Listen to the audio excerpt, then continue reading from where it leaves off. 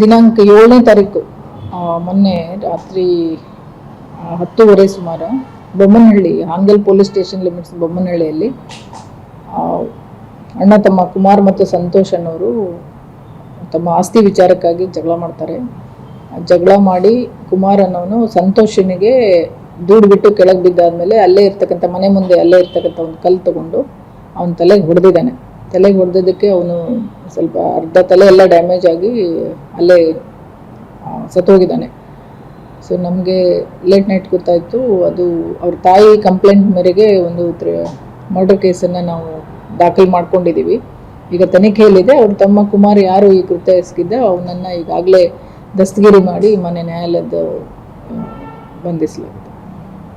ದಿನಾಂಕ 7ನೇ ತಾರೀಕು ಮೊನ್ನೆ ರಾತ್ರಿ 10:30 ಸುಮಾರು Bommanahalli Hangal police station limits ಬೊಮ್ಮನಹಳ್ಳಿಯಲ್ಲಿ ಅಣ್ಣ ತಮ್ಮ ಕುಮಾರ್ ಮತ್ತು ಸಂತೋಷ್ ಅನ್ನೋರು ತಮ್ಮ ಆಸ್ತಿ ವಿಚಾರಕ್ಕಾಗಿ ಜಗಳ ಮಾಡ್ತಾರೆ. ಜಗಳ ಮಾಡಿ ಕುಮಾರ್ ಅನ್ನೋನು ಸಂತೋಷನಿಗೆ ದೂಡ್ಬಿಟ್ಟು ಕೆಳಗೆ ಬಿದ್ದಾದ್ಮೇಲೆ ಅಲ್ಲೇ ಇರ್ತಕ್ಕಂಥ ಮನೆ ಮುಂದೆ ಅಲ್ಲೇ ಇರ್ತಕ್ಕಂಥ ಒಂದು ಕಲ್ಲು ತಗೊಂಡು ಅವನ ತಲೆಗೆ ಹೊಡೆದಿದ್ದಾನೆ. ತಲೆಗೆ ಹೊಡೆದಿದ್ದಕ್ಕೆ ಅವನು ಸ್ವಲ್ಪ ಅರ್ಧ ತಲೆ ಎಲ್ಲ ಡ್ಯಾಮೇಜ್ ಆಗಿ ಅಲ್ಲೇ ಸತ್ತೋಗಿದ್ದಾನೆ. ಸೊ ನಮಗೆ ಲೇಟ್ ನೈಟ್ ಗೊತ್ತಾಯಿತು. ಅದು ಅವ್ರ ತಾಯಿ ಕಂಪ್ಲೇಂಟ್ ಮೇರೆಗೆ ಒಂದು ಮರ್ಡರ್ ಕೇಸನ್ನು ನಾವು ದಾಖಲು ಮಾಡ್ಕೊಂಡಿದ್ದೀವಿ. ಈಗ ತನಿಖೆಯಲ್ಲಿದೆ. ಅವ್ರ ತಮ್ಮ ಕುಮಾರ್ ಯಾರು ಈ ಕೃತ್ಯ ಎಸಗಿದ್ದ ಅವನನ್ನು ಈಗಾಗಲೇ ದಸ್ತಗಿರಿ ಮಾಡಿ ಮನೆ ನ್ಯಾಯಾಲಯದ ಬಂಧಿಸಲಾಗಿದೆ. ದಿನಾಂಕ 7ನೇ ತಾರೀಕು ಮೊನ್ನೆ ರಾತ್ರಿ 10:30 ಸುಮಾರು Bommanahalli Hangal police station limits ಬೊಮ್ಮನಹಳ್ಳಿಯಲ್ಲಿ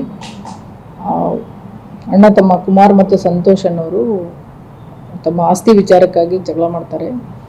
ಜಗಳ ಮಾಡಿ ಕುಮಾರ್ ಅನ್ನೋನು ಸಂತೋಷನಿಗೆ ದೂಡ್ಬಿಟ್ಟು ಕೆಳಗೆ ಬಿದ್ದಾದ್ಮೇಲೆ ಅಲ್ಲೇ ಇರ್ತಕ್ಕಂಥ ಮನೆ ಮುಂದೆ ಅಲ್ಲೇ ಇರ್ತಕ್ಕಂಥ ಒಂದು ಕಲ್ಲು ತಗೊಂಡು ಅವನ ತಲೆಗೆ ಹೊಡೆದಿದ್ದಾನೆ. ತಲೆಗೆ ಹೊಡೆದಿದ್ದಕ್ಕೆ ಅವನು ಸ್ವಲ್ಪ ಅರ್ಧ ತಲೆ ಎಲ್ಲ ಡ್ಯಾಮೇಜ್ ಆಗಿ ಅಲ್ಲೇ ಸತ್ತೋಗಿದ್ದಾನೆ. ಸೊ ನಮಗೆ ಲೇಟ್ ನೈಟ್ ಗೊತ್ತಾಯಿತು. ಅದು ಅವ್ರ ತಾಯಿ ಕಂಪ್ಲೇಂಟ್ ಮೇರೆಗೆ ಒಂದು ಮರ್ಡರ್ ಕೇಸನ್ನು ನಾವು ದಾಖಲು ಮಾಡ್ಕೊಂಡಿದ್ದೀವಿ. ಈಗ ತನಿಖೆಯಲ್ಲಿದೆ. ಅವ್ರ ತಮ್ಮ ಕುಮಾರ್ ಯಾರು ಈ ಕೃತ್ಯ ಎಸಗಿದ್ದ ಅವನು